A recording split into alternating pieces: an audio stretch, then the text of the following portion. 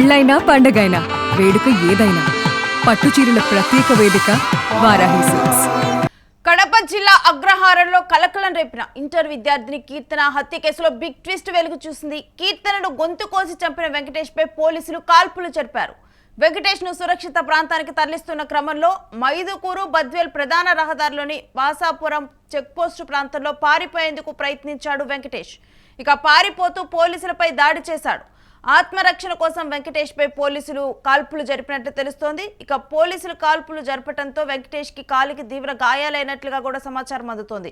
Kadapa RIMS hospital కి వెంకటేష్ ను తరలించారు పోలీసులు. ఇక వెంకటేష్ దాడిలో గాయపడినటువంటి పోలీసులకు మైదుకూరు ప్రభుత్వ ఆసుపత్రిలో చికిత్స అందిస్తున్నారు. ఇక కీర్తనను వెంకటేష్ చంపిన విషయం మనందరికీ కూడా తెలిసిందే. ఒక ఇంటర్ విద్యార్థి కీర్తనను ప్రేమ పేరుతో కూడా తన ఇంటికి వెళ్ళి మరి వెంకటేష్ అమానుషంగా గొంతు కోసాడు. తన తండ్రి ఆ సమయంలో కూడా తల్లి కానీ తండ్రి కానీ ఎవరూ ఇంట్లో లేరు. తండ్రి ఇంటికి వెళ్ళి చూసేసరికి కూడా కూతురు రక్తపు మడుగులో పడి ఉంది. అలా కూతుర్ని ఇంటికి బయటికి తీసుకొని వెళ్తున్న దృశ్యాలు అందరినీ కూడా కలిచివేశాయని చెప్పాలి. ప్రతి ఒక్కరిని కూడా బాధపడేలా చేశాయి. ఒక ఇంటర్ విద్యార్థిని ఈ విధంగా కూడా ఆ స్థితిలో కూడా ఆ తండ్రి చూసి తట్టుకోలేకపోయాడు. ఇక తర్వాత ఉరితీయాలంటూ కూడా కుటుంబ సభ్యులైతే డిమాండ్ చేస్తూ ఉన్నారు వెంకటేష్ని. ఇక ఈ క్రమంలో కాల్పులు జరిపినటువంటి అంశం మాత్రం ఇప్పుడు చర్చనీయాంశంగా మారింది. దీనికి సంబంధించినటువంటి డీటెయిల్స్ మా ప్రతినిధి మల్లికార్జున్ అడిగి తెలుసుకుందాం.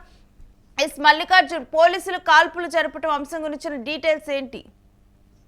కడప జిల్లా కాజీపేట ఏదైతే అగ్రహారంలో నిన్నటి రోజున మనం చూసుకుంటే ప్రేమోన్మాది ఇంటర్ విద్యార్థిని కూడా అతి కిరాతకంగా గొంతు కోసి చంపినటువంటి సంఘటన మనం చూసాం. ఈ నేపథ్యంలో కూడా తండ్రి తన కూతురు ప్రాణాలను కాపాడుకోవడానికి ఎత్తుకొని రోడ్డు పైన వెళ్తున్నటువంటి దృశ్యాలు అందరినీ కలవరపరిచాయని మనం చెప్పుకోవచ్చు. ముఖ్యంగా మనం చూసుకుంటే తనను ప్రేమించాలని, తనతో పాటు రావాలని చెప్పేసి కూడా ఎవరైతే వెంకటేష్ నిన్న వేధించాడని చెప్పవచ్చు. ఇద్దరి మధ్యన కాస్త గొడవ జరిగింది. అంటే ఇతను వెంకటేష్ కి ఇచ్చి పెళ్లి చేయడంలో కూడా తల్లిదండ్రులకు ఇష్టం లేదని చెప్పవచ్చు. క్రమంలో కూడా తన వెంట వస్తావా రావా అని చెప్పి బలవంతంగా అతన్ని ఆమెను కొట్టడంతో పాటుగా వెంటనే తనతో పాటు తీసుకున్నటువంటి హత్యతో కూడా ఆమెను గొంతు కోసి కిరాతకంగా చంపినటువంటి పరిస్థితి మనం చూస్తున్నాం. ఈ నేపథ్యంలో కూడా ఇతన్ని పోలీసులు అరెస్ట్ చేశారని చెప్పవచ్చు. చేసిన తర్వాత సురక్షిత ప్రాంతానికి తరలిస్తున్న క్రమంలో కూడా మైదుకూరు సమీపంలో పోలీసుల నుంచి తప్పించుకునే ప్రయత్నం చేశారు. ఇద్దరు కానిస్టేబుల్ను కూడా కొట్టి తప్పించుకొని పారిపోయే ప్రయత్నం చేస్తున్న క్రమంలోనే ఒక్కసారిగా పోలీసులు 2 రౌండ్ల కాల్పులను అతని పైన జరిపారని చెప్పవచ్చు. ఈ నేపథ్యంలో కూడా పూర్తి స్థాయిలో ఎవరైతే వెంకటేష్ కాలికి బలమైన గాయమైందని చెప్పవచ్చు. ఇతన్ని వెంటనే ఏదైతే కడప రిమ్స్ హాస్పిటల్ ఉందో ఆ రిమ్స్ హాస్పిటల్ తరలించి అక్కడ వైద్యం అందిస్తున్నారు. ఎవరైతే ఈ సంఘటనలో గాయపడినటువంటి ఇద్దరు కానిస్టేబుల్స్ ఉన్నారో వీరిని మైదుకూరు ప్రభుత్వ ఆసుపత్రికి తరలించి అక్కడ కూడా వీరికి వైద్యం అందిస్తున్నటువంటి పరిస్థితి.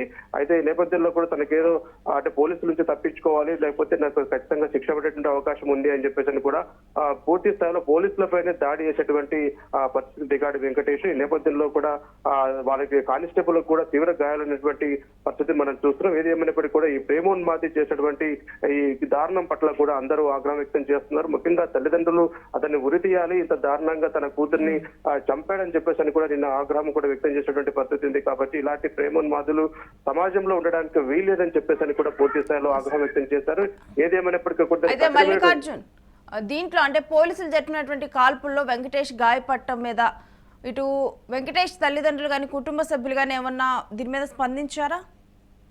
ఫ్రెండ్స్, ఇంతవరకు అయితే స్పందించలేదని చెప్పవచ్చు. ఇది అర్లీ మార్నింగ్ మనం చూసుకుంటే పోలీసులు ఒక ప్రాంతం నుంచి ఇంకో ప్రాంతానికి తరలి వస్తున్నారు వెంకటేష్ ను. ఈ క్రమంలో కూడా ఈ మైదుకూరు సమీపంలో ఆ పోలీసుల నుంచి తప్పించుకునే ప్రయత్నం చేశారని చెప్పవచ్చు. అంటే తప్పించుకున్న క్రమంలోనే తనపైన కాల్పులు జరిపారు. అయితే ఈ కాల్పులు జరిపిన తర్వాత కూడా వెంకటేష్ తల్లిదండ్రులు ఎవరు కూడా ఇంతవరకు స్పందించలేదని చెప్పవచ్చు. ఎందుకంటే జరిగింది దారుణమైన సంఘటన కాబట్టి, ఒక ఆడబిడ్డ అక్కడ మృతి చెందినటువంటి పరిస్థితి కాబట్టి కుటుంబ సభ్యులైతే ఇంతవరకు అయితే స్పందించలేదని మనం చెప్పుకోవచ్చు. ఎందుకంటే ప్రస్తుతం కడప రిమ్స్ ఆసుపత్రిలో కూడా ఈ వెంకటేష్ కు అక్కడ చికిత్స అందిస్తున్నారని చెప్పవచ్చు. పూర్తి స్థాయి కాలికి బలమైన గాయమైంది.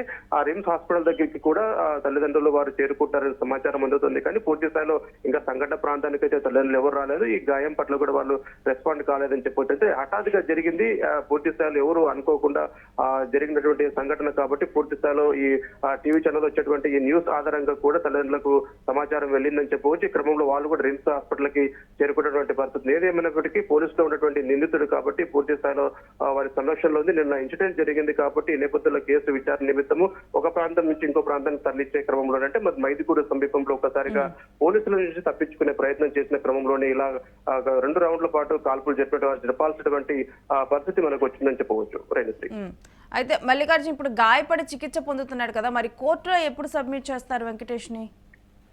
పూర్తి స్థాయిలో ఇప్పుడు అతని కండిషన్ కాస్త క్రిటికల్ గా ఉందని చెప్పి మనకు సమాచారం అందుతుంది.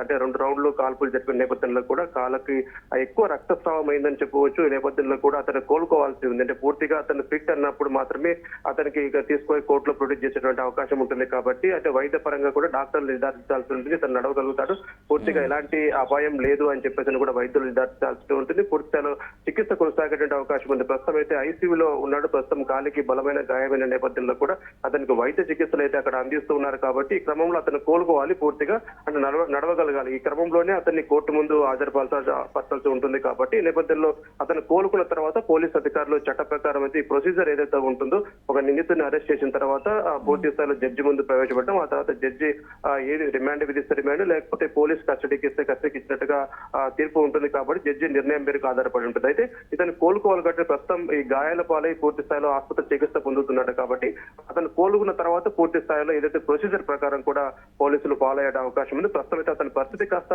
విషమంగా ఉందని చెప్పేసి సమాచారం అందుతుంది. ఈ ఘటనలో అంటే వెంకటేష్ ముందుగానే ప్రీ ప్లాన్డ్ గా కీర్తనను చంపడానికి అక్కడికి వచ్చాడు అనుకోవాలా? అంటే ప్లాన్ ప్రకారమే వచ్చాడంటే ముందు నుంచి గత కొంతకాలం నుంచి కూడా కీర్తనను వెంకటేష్ ప్రేమించుకుంటున్నారు. వీరిద్దరు కూడా పెళ్లి చేసుకోవాలనుకుంటారు. మరొక ఆశ్చర్యకరమైన సంఘటన ఏంటంటే ఇతను వరుసకు అన్న అవుతాడని చెప్పేదని కూడా తర్వాత తెలిసింది. అయితే తల్లిదండ్రులు కూడా అయితే వీరిద్దరికి పెళ్లి చేయాలని చెప్పి అయితే తన కూతురు ఇష్టపడింది కాబట్టి పెళ్లి చేయాలని అనుకున్నారు. కాకపోతే ఇతను వెంకటేష్ గురించి ఎంక్వైరీ చేసిన పూర్తి అతను వరుసకు అన్న అవుతాడని చెప్పి తెలిసిన తర్వాత కూడా ఏ విధంగా మనం ఇట్లా ఇస్తాం, ఈ విధంగా మనం పెళ్లి చేస్తే బంధువుల దగ్గర అవమానం ఎదురవుతుంది కాబట్టి ఈ క్రమంలో వారి పెళ్లికి నిరాకరించారని చెప్పవచ్చు. ఈ క్రమంలో కూడా తనను ప్రేమించిన తర్వాత పెళ్లికి నిరాకరిస్తుంది. తన వెంట రావడానికి కీర్తన అంగీకరించట్లేదన్న ఆవేశంతో కూడా అంటే గత 2 వారాల నుంచి 3 వారాల నుంచి కూడా ఈ అంశం పట్ల కూడా తరచూ కూడా కీర్తనతో మాట్లాడడం, గొడవపడడం ఆ సందర్భాలు తెలియని చెప్పవచ్చు. ఈ నేపథ్యంలో కూడా తల్లిదండ్రులు ఎవరు లేని క్రమంలో కూడా ఇంటికి చేరుకున్నాడు ప్రేమోన్మాది. అయితే ఇక నాకు కీర్తన దక్కదు, కీర్తన ఇవ్వడానికి తల్లిదండ్రులు ఒప్పుకోవట్లేదు కాబట్టి తనకు దక్కనటువంటి కీర్తనను ఎలాగైనా అంతమొందించాలన్న ఒక ఉద్దేశంతో పూర్తిస్థాయిలో తన వెంట కత్తి తెచ్చుకున్నారని చెప్పవచ్చు. కత్తి తెచ్చుకున్న తర్వాత ఆమెతో మాట్లాడిన తర్వాత కూడా తను రాను, తల్లిదండ్రులు ఎదిరించి రావాల్సి వస్తే కనుక సమాజంలో పరువు పోతుంది, తల్లిదండ్రులకు అవమానం అవుతుందని చెప్పేసి కూడా కీర్తన చెప్పినటువంటి పరిస్థితి. అయితే తన మాట వినట్లేదని చెప్పి కోపోద్రేకుడైనటువంటి వెంకటేష్ తన వెంట తెచ్చుకున్నటువంటి కత్తితో కూడా గొంతు కోసినటువంటి పరిస్థితి. అయితే ఎంతో ప్రాణంగా ప్రేమించినటువంటి తన ప్రేయసిని కూడా చాలా గొంతు కోసి చంపినటువంటి పరిస్థితి. అయితే తండ్రి తన కూతురు ప్రాణాలను కాపాడుకోవడానికి ఎత్తుకొని రోడ్డు పైన వెళ్తున్న దృశ్యాలు అంటే ఆసుపత్రికి వెళ్తున్న దృశ్యాలు అందరినీ కలవరపరిచాయని చెప్పవచ్చు, అందరినీ ఆవేదనలో ముంచాయని చెప్పవచ్చు. ఈ క్రమంలో కూడా ఒక అల్లారు ముద్దుగా పెంచుకున్నటువంటి కూతుర్ని ఒక వ్యక్తి ఈ విధంగా చంపిన నేపథ్యంలో కూడా ఆగ్రహంతో ఉన్నారు వాళ్ళు. పూర్తి స్థాయిలో అతన్ని ఉరి తీయాలి, తన కూతుర్ని ఈ విధంగా చంపిన వ్యక్తిని సమాజంలో ఉండడానికి వీల్లేదు, అతన్ని వెంటనే ఉరి తీయాలని చెప్పేసి కూడా ఒక తల్లిదండ్రులే కాదు అక్కడ చుట్టుపక్కల ఉన్నటువంటి కాలనీ వాసులు కూడా ప్రధానంగా డిమాండ్ చేస్తున్నారు. కేవలం తనకు దక్కదన కారణం చేత ఈ ప్రేమోన్మాది పూర్తి స్థాయిలో కేవలం ఒక పథకం ప్రకారమే అక్కడికి వచ్చినట్టుగా తెలుస్తోంది. ఇతనితో పాటుగా ఒక తమ్ముడు కూడా ఈ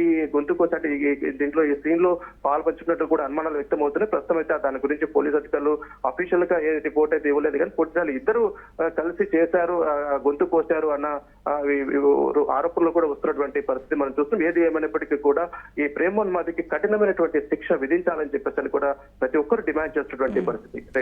ఎస్ మల్లికార్జున్, మీరు హోల్లో ఉండండి, మీ దగ్గర నుంచి మరిన్ని అప్డేట్స్ తీసుకుంటాను టైం టు టైం. ఇక కీర్తన వెంకటేష్ అంశంలో కీర్తన వెంకటేష్ గొంతు కోసిన అంశం కనుక మనం చూస్తే ప్రేమ త్యాగాన్ని కోరుకుంటుంది అంటారు కదా, ప్రేమ మరణాన్ని కోరుకుంటుంది.